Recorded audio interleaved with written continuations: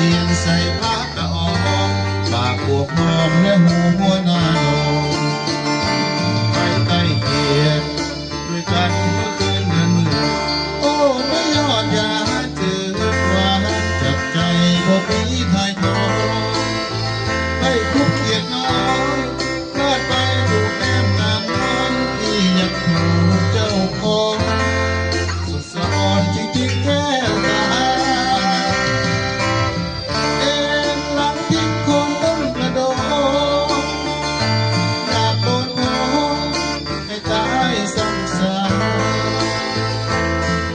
ทำไมอยู่ก็อายเกียรตินาเกิดมาได้ว่าอาสนารักครั้งเดียวก็ช้ำชอกใจ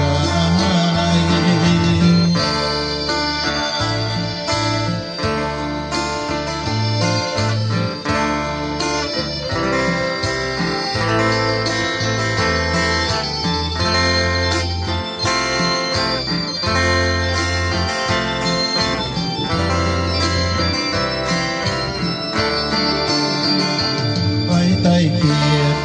ด้วยกันเมื่อคืนนั้นมืดโอ้ไม่ยอดยาเจอความจับใจบ่มีทายทองได้คุ้มเกียรติน้อยพลาดไปถูกแก้มกามน้องที่อยากถูกเจ้าของสุดสะอ่อนที่ทิ้งแก้วตาเอ็นหลังทิ้งของต้นประโด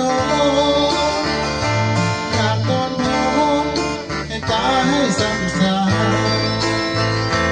อยู่ทำไมอยู่ก็อายเกียรตินาเกิดมาได้ว่าอาสนารักครั้งเดียวก็ช้ำชอกใจ